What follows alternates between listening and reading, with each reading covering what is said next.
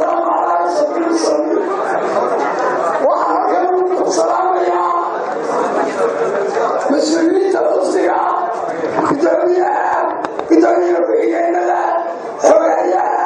وجد فرنسا اللي معنا كنا وشرفت الغرب هي قيمة عليه ما ملك قبلك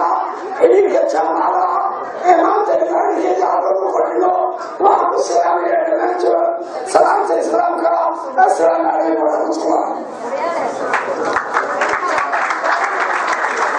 انت أداك منه من السنتين المعطى ومن كدوين مناصرين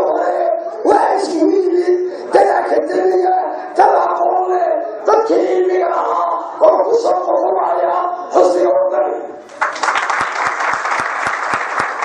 واعتصام إليها وحكم ما تجوله تمتع معه وكفرا أسمد حديثا وولي ماتن حلي وكل الله وعنعي جمالي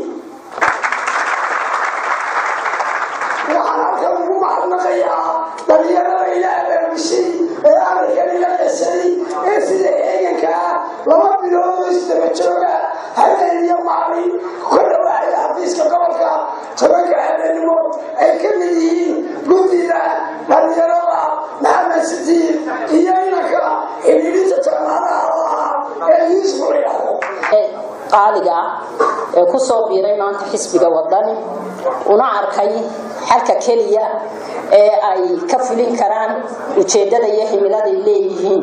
inuu yahay xisbiga wadani waxaan idinku soo dhaweynaynaa qalbi xaaran niyadsan gacmo furan soo dhawaada ayaan idin leenahay mar labaad iyo mar saddexaad runtii xisbiga wadani maaha xisbi qof leeyahay ashqaas leedahay group leeyahay reer leeyahay waa xisbi ay leedahay dhammaan dadweynaha ka tirsan jamhuuriyadda Soomaaliland taana waxa ku cadeynaysa farqiga dawladda loo tartamay golaha deegaanka meel alla meel ku qaaday xisbiga wadani ma jirin min sanad ilaa soor waxa uga soo baxay xildhibaano reer Soomaaliland oo domina codkooda way siiyeen wadani marka sidaa darteed waa xisbi ay wadaagaan ummadda reer Soomaaliland shirkaduna gudoomiye toddobaad noqonta hogaanka ardaydaasi kuwaas noqonta gudoomiye xigeenka koowaad gudoomiye xigeenka labaad gudoomiye xigeenka saddexaad gudoomiye xigeenka afraad xogayaha afhayeenka mudane gudoomiye madaxweyne waxa kale oo xusid mudan in aan soo magacaabin xubnaha hogaanka u ah xiriirka jaamacadaha si ay iyagu isugu soo doortaan si dimuqraadiya على سيدنا محمد وعلى آله وصحبه أجمعين. دمانتي وحنا السلام يا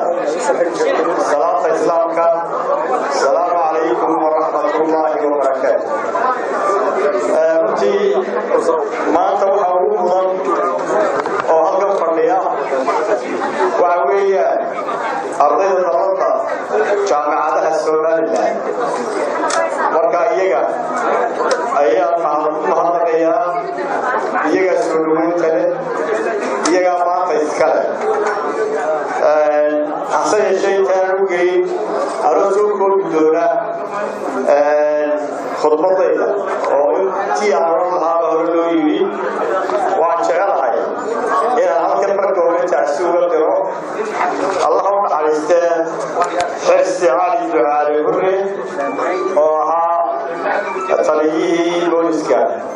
degmada xasaar oo isagoo shaqo qaran ku jira dawlad waysan ay dileen waxa ilaahay uga barayaa in markaas naxariistii janno ka waraabiyo ehelkiisii caruurtiisii iyo dhammaan shacbiga Soomaaliland oo ka sii sameeyay iimaan cidii falka xaqiisatay waxa waajiba in sharciga loo keeno وعقلوا ألقى تعسي أنا ذيك وكيل جالسية مرموسون أو يوم في كندا تعسي على بيهيو التيروي وهذا لا تعسي مرموسون جالسية على بيهيو المعركة أبغى إلى حديث شرمك ورا وعقلوا تعسي على بيهيو التيروي أولي سوالات كبدها taageerayaasha xisbigana ka mid ahaa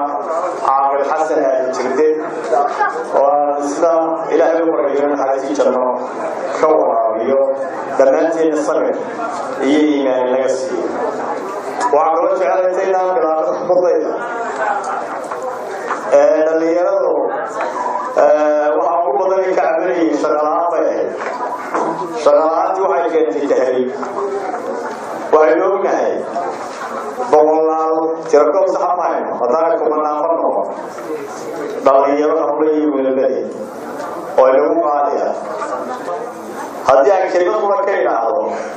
muddo kordhinta maalmaha saxaafadda ku soo noqnoqotay waxaan leeyahay maxay idhahaa muddo kordhinta muddo kordhinta maya muddo kordhinta maya muddo kordhinta maya doorashadana waqtigeediina way noo dhamaatan maalinaya